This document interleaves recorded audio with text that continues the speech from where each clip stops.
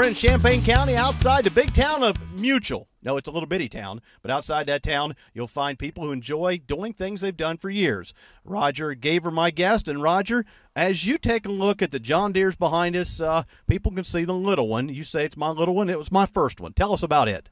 Well, my dad bought that tractor new in June of 1948, and at that time we had a 60-acre farm, and that was the tractor that we used on that farm.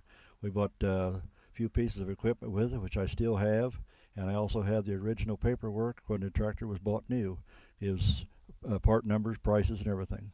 Now, when you look at this little tractor, it's got a cultivator on today, and you said you used it yesterday? The day before yesterday, I was cultivating sweet corn with it. It was the dry and hard and weedy that used it to cultivate that. So I like to do it. I mean, that's my hobby. I don't spend any money on golf clubs or bowling balls or anything. This is my hobby.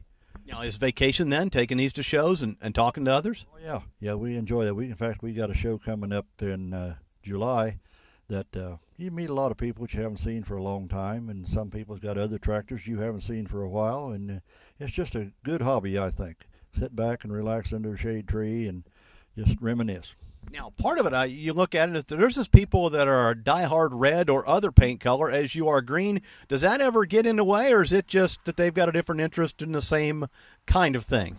There's room for all of them. It's just whatever you like. Whatever you grew up with, that's usually what it is, whatever you might have grown up with on a farm. Some people never were on a farm. They just like the sound maybe of a John Deere, or some of them don't like the sound of a John Deere, so they get into something else. So, yeah, there's room for all of us in there.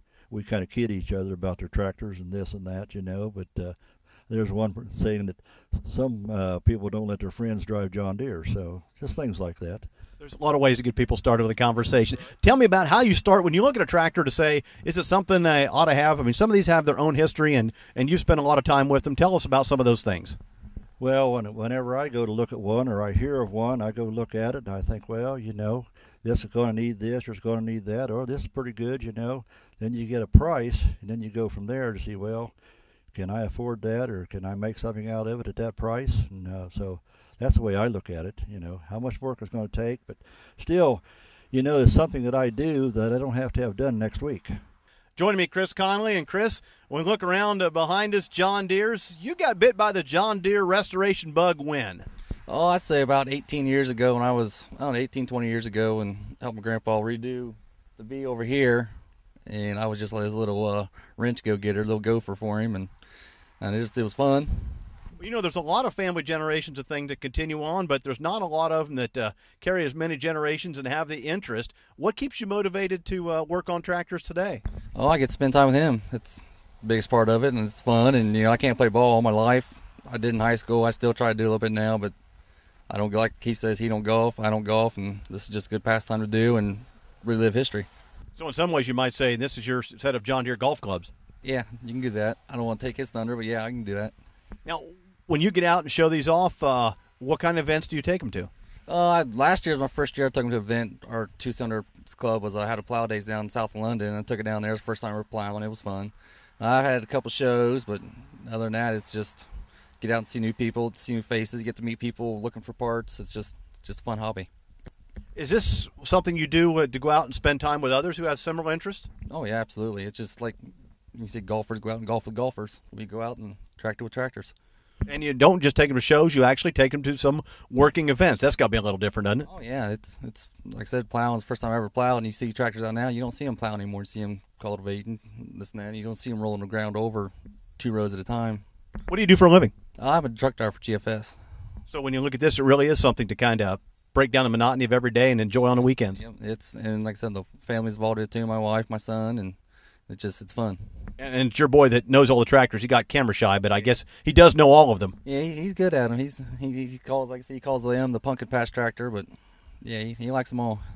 Chris, thanks for sharing this with everyone. All right, thank you.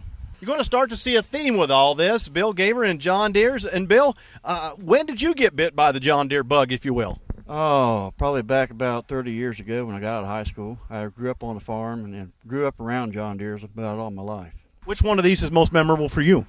I'd say the tractor with the eagle on the front. That's the one my great-grandfather started farming with, and then my dad started farming with it later, and then it just kind of stayed in the family since their late 40s, early 50s. It's been pretty much a homebody kind of tractor. Pretty much, yeah. Third generation. Third generation still here, and you know every field has probably been across. Pretty much. When you look at other events you take these to, what's it like to get out and talk to others about this kind of an industry and this kind of a restoration business with others who like the same thing? Well, a lot of things I do is talk to the old timers, listen to some of their old stories, and hear how things were done back in the 20s and 30s in the Depression time. That's what I really enjoy. Yeah, when you get back to a lot of these shows, they have a show for a reason to get together to reminisce, and it's more of a reunion than anything else. Pretty much, right. What's your best event in remembering of pull? We've got a Massey Harris with a 331 Chrysler Hemi in it, and I pulled almost a full pull with it one time. 298 feet 6 inches. See, he even remembers the exact distance. That's what kind of bug it is when you do this. Any idea how many tractors you'll have when you'll be happy, or it's just kind of a revolving door for some of them, but some will never leave? I've got two I'll probably keep till my dying day, so I'll never part with them. Roger, one last thing. Somebody's watching who's got an old tractor sitting out in the pasture. Maybe it's out in the barn. They may know a little of the history, or they may not know anything about it other than it's just there. What could that mean to somebody else who really enjoys working with their hands? Well, it's like I say, it's something. It's a challenge. You look at an old piece of equipment and just to try to get it back together and get it running, save it from a junkyard or from salvage. That's what I do it for. I'd hate to see any of these go to salvage, and they won't now, but they might have, if I hadn't got a hold of them. Truly a family affair with Roger and the family, whether they're sitting under the trees watching the tractors, talking to others, working in the barn, or parading down the street. It's something they love to do. Until next time, I'm Dale Minyo, and I'll see you down the road. Down the Road is brought to you in part by Prince Agra, makers of Omnigen AF, advancing animal nutrition for healthy animals, and Woodruff Enterprise of Springfield, Ohio.